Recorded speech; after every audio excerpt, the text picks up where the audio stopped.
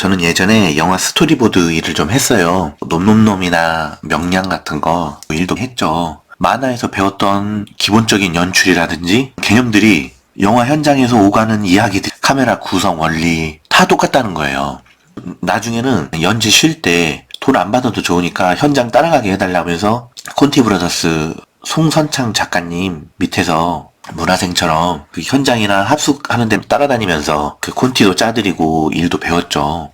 그때 배운 것들이 만화 트레이닝 하면서 많이 도움이 됐던 것 같아요. 생각해보면 만화 작화도 결국 종이라는 화면에 그림으로 보여주는 일이기 때문에 영화나 드라마에서 쓰이는 카메라 용어나 개념들이 똑같은 게 당연한 거죠. 정지된 이미지로 나열해서 연속적으로 보여주느냐, 화면에 움직이면서 보여주느냐의 차이죠. 자, 처음은 만화 컷에서 화면 분할을 3등분으로 하면 좋다고 말들은 해요. 근데 놈놈놈 때는 5분할을 썼던 것 같아요.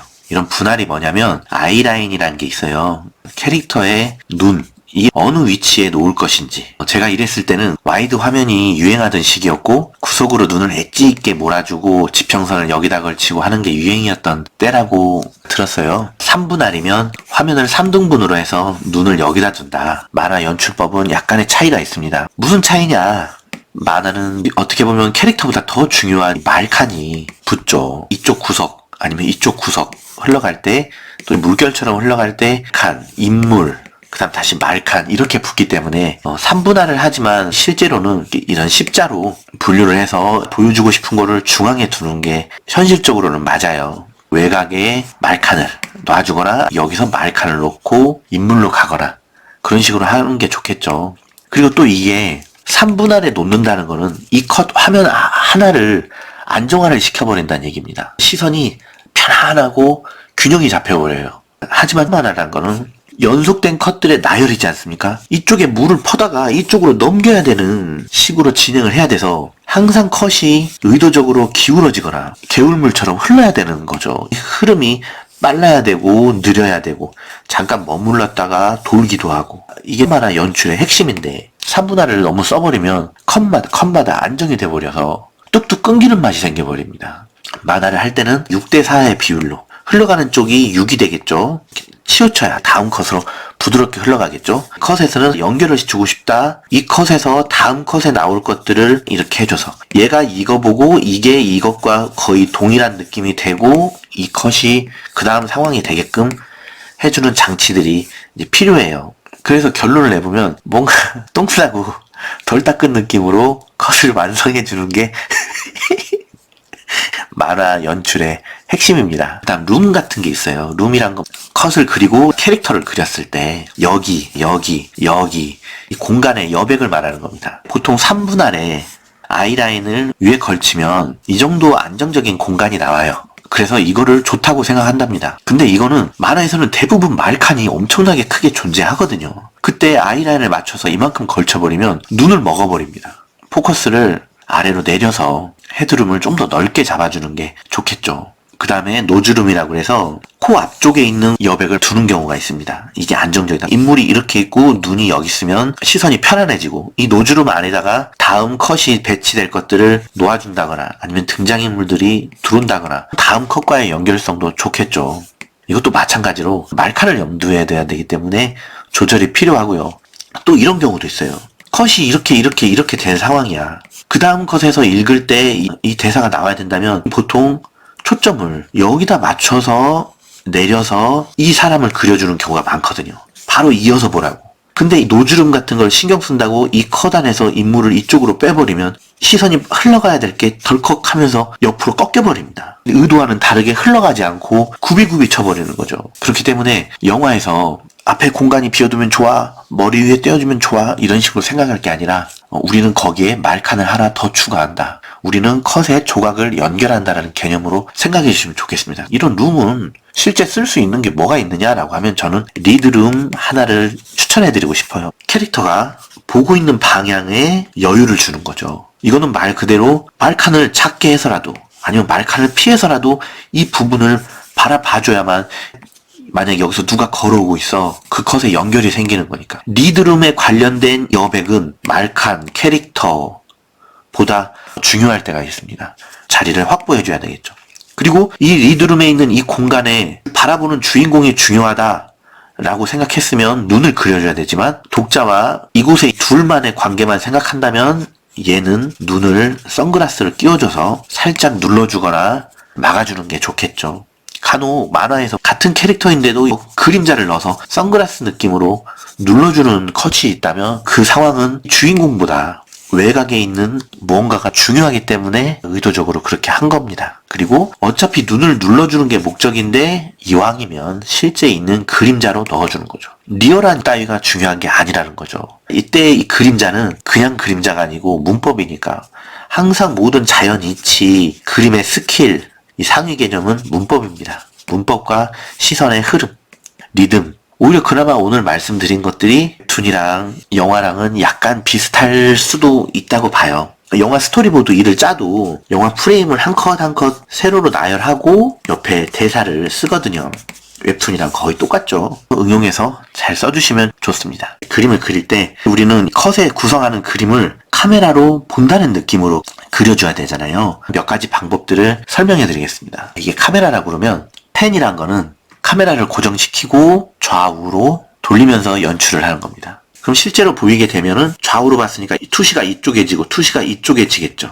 두리번 거리는 거죠. 주인공이 두리번거리면서 뭔가를 확인할 때 쓰겠죠. 이거를 펜이라고 그럽니다. 틸트라는 게 있는데 카메라가 고정되고 고개를 위아래로, 이거는 틸트의 개념일 수도 있겠죠. 주인공이 아래에서 고층 빌딩을 보는 거니까 만화가 시작된다. 세로 컷을 놓고 여기서부터 서기 2028년 막 이렇게 하면서 밑에는 전쟁에서 시체들 보여주면 멀리 있는 하늘부터 까마귀가 날아다니고 아래로 훑어주는 거를 어떻게 보면은 틸트라는 개념으로 쓸 수가 있겠죠. 줌인 줌아웃이라는 게 있는데 이건 만화에서 많이 쓰죠. 클로즈업 할 때 컷이 동일하고 포커스를 일정하게 맞춘 후에 이 포커스를 기준으로 확대가 돼야 된다는 거죠. 그래야 만화상 줌인이 됩니다. 보강이 되면 컷도 커지면서 약간 사선이 돼서 줌인이 될 수도 있고 그냥 여기서 줌인이 될 수도 있겠죠. 그러면 이 컷은 인서트가 돼야죠. 보강해주는 컷. 뭘 쳐다보고 놀래서 줌인이 됐어? 여기에 쳐다보고 있는 걸 살짝 그려줄 수도 있겠죠. 코디 처음 잡으시는 분들이 줌인이라는 연출은 쓰는데 핀트를 의식 안 하고 아래 컷만 그냥 커지는 경우가 많더라고요. 그러면 그건 줌인이 아니죠. 사실 만화에서는 줌인, 줌아웃이라고 말하긴 좀 애매하고 어떻게 보면 푸시, 인아웃이라고 말하기도 합니다. 줌인, 줌아웃은 카메라에 렌즈가 나왔다 들어갔다 하는 거라서 화각이 이렇게 확대됐다가 배경까지 같이 꺾이게 됩니다. 근데 푸시는 뭐냐면 카메라가 트랙이라든지 짐벌 같은 걸 잡고 뒤로 빠지기 때문에 렌즈의 화각은 그대로 있으면서 화면만 뒤로 멀어지는 거죠. 만화 그릴 때는 보면은 화각은 그대로 둔 채 확대, 축소 이렇게 되잖아요. 줌인, 줌아웃이라고 말하지만 개념상은 푸시, 인아웃이라고 말해야 되죠. 그런 걸 일일이 따지는 건 아니지만 오늘은 카메라 무빙 이야기를 하는 거니까 디테일하게 정리를 해보는 거죠. 슬라이드 같은 경우는 푸시, 인아웃이랑 비슷한 효과입니다. 카메라를 고정시켜 놓고 좌우로 움직이는 거죠. 대마를 걸 때 많이 쓰겠죠. 수풀이 이렇게 보이고 여기에 사냥꾼이 걸어가고 있어. 숲속에서. 흥경이죠. 중경이죠. 조명을 받는 부분. 멀리 있는 건 원경이죠. 카메라 렌즈 앞에 대마만 딱 걸쳤지만 어떻게 보면 이게 슬라이드가 될 수도 있겠죠. 정지된 화면을 보여주는 거니까. 붐업 붐다운은 틸트처럼 카메라를 고정해놓고 고개를 위아래로 움직이는 게 아니라 정지해서 위아래로 움직이는 겁니다. 어떻게 보면 슬라이드가 좌우라면 붐업 붐다운은 위아래겠죠. 만화에서 많이 보이죠. 여자 캐릭터 그릴 때 많이 쓰잖아요. 컷을 세로로 놓고 캐릭터 전체를 하나 보여주고 인서트처럼 얼굴, 가슴, 엉덩이 쭉 훑어서 내려버리는 걸로 쓰죠. 아니면 아예 그림은 하나로 그렸는데 화면만 쪼개는 거야. 그래서 통째로 보는 거지. 어차피 한눈에 보지만 앵글을 나눠줘서 한 번 보고 쉬었다가 또 한 번 보고 음미하고 한 번 보고 음미해라 라는 의미로 많이들 쓰죠. 만화에서. 트래킹은 뭐냐면 주인공이 움직이면 카메라가 같이 따라가는 상황을 말합니다. 도입부 할 때 108로 트래킹이라고 범죄도시에서 마석도가 걸어갈 때 조선족도 이렇게 군중들이 이렇게 헤치면서 등을 따라가는 씬이 있죠. 트래킹이란 거는 주인공과 화면이 같이 움직이는 겁니다. 만화에서는 어떻게 표현하냐면 주인공이 달려가면 배경이 날아가는 경우가 많죠. 이 배경을 날리는 이 속도가 이 트래킹 속도가 되겠죠. 돌치기는 하나하나도 보여주고 싶을 때 이런 트래킹 기법을 씁니다. 어떻게 보면 트래킹은 고속 촬영의 느낌이라고도 말할 수 있겠죠. 반대로 이 주인공이 얼마나 빠른지를 보여줄 때는 주인공은 이렇게 그려버리고 배경은 그대로 놔두는 경우가 많죠. 어떻게 보면 저속 촬영의 느낌도 있네요. 또 아크라는 개념이 있습니다. 그 별은 내 가슴에라는 넌 대체 누굴 보고 막 그런 거 있어요. 안재홍 나오고 그때 보면은 마지막에 포옹하고 화면이 돌면서 얘네들을 보여주는 게 있어요. 이걸 아크라고 그러는데 만화에서는 주인공의 대치 상황에서 많이 쓰죠. 나루토 같은 거 보면은 사스케랑 나루토가 대치하고 있잖아요. 이거를 아크라고 그러죠. 간단한 카메라 무빙에 대해서 설명해 드리자면 180도 법칙이란 게 있습니다. 이거를 마스터 컷이라고 그러죠. 최초 인물 A, B가 시작되는 씬이야. 이 인물들이 어디로 움직일지, 어떤 소품을 사용할지 보여주는 거죠. 그 후에 대사도 치고 액션도 하고 뭘 할 텐데 한번 이쪽을 보여주고 주인공이 A를 이쪽에 놓고 B를 이쪽에 놨으면 얼굴을 반절을 기준으로 화면은 계속 이쪽을 보여줘야 된다는 겁니다. 이 배치가. 그리고 반측면을 보여줄 때 있지 않습니까? 이때는 이 카메라가 이렇게 보여주다가 이렇게 보여주는 거잖아요.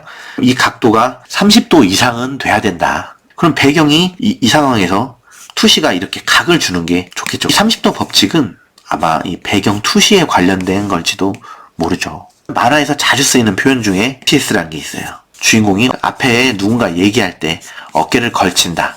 이렇게 쓰는 경우가 많거든요. 대사를 할 때 클로즈업이 있지 않습니까? 풀샷이 있지 않습니까? 이거를 주제, 부주제라고 하면 이것과 이것을 자연스럽게 이어주는 중간톤 역할, 엑스트라 역할을 해줄 수도 있는 거죠. 그게 어깨 걸쳐서 카메라를 너머로 봐주는 풀샷, OTS, 그 다음 바스트, 클로즈업, 다시 역순으로 반복. 그러면 점점 확대됐다가 다시 줄어들었다가 반복이 되고 이 흐름에서 갑자기 틀을 한번 깨면 재미가 생기겠죠. 이 OTS 같은 경우는 중간을 연결해주는 것과 동시에 어깨가 많이 나와서 인물을 먹어. 듣는 사람이 우위에 있는 느낌이 들겠죠. 얘가 좀 위축된 느낌이 들겠죠. 화면 앞에 대마로 걸쳐 써서 근경, 중경, 원경 이렇게 공간을 풍성하게도 해주겠죠.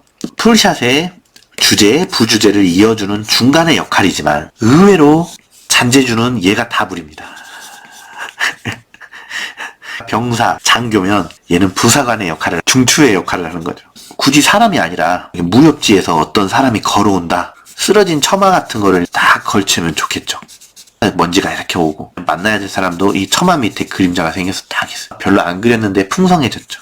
이것도 어떻게 보면 OTS의 일종이겠죠.